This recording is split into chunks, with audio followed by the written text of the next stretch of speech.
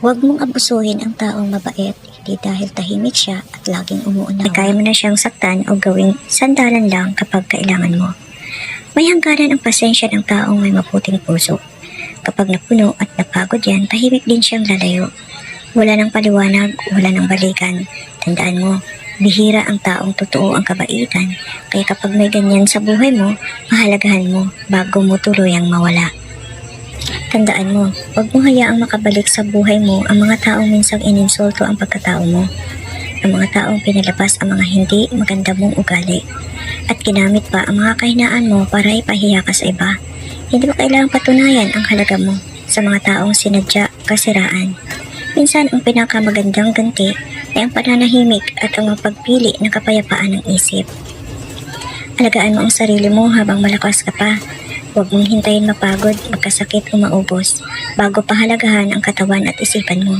Hindi habang buhay ay kaya mo ipagsawalang bahala ang pahinga at kalusugan.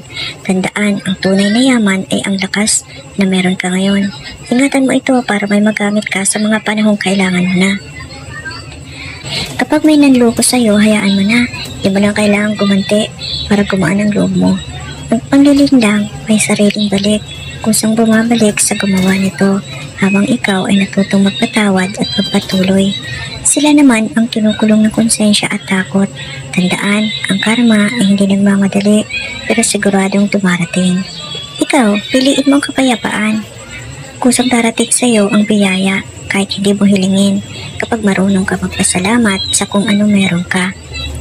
Kapag malinis ang intention mo, tahimik ka magsisikap at hindi ka nananakit ng kapwa.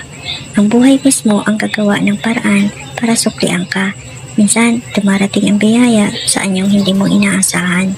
Pagkakataon, tamang tao o kapayapaan ng isip. Hindi lahat ng pagpapala ay hinihingi. Ang iba, binibigay dahil karapat-dapat ka. Huwag ka mag-alala. Kung nasa baba ka nga man ngayon, hindi permanente ang hirap at hindi doon nagtatapos ang kwento mo.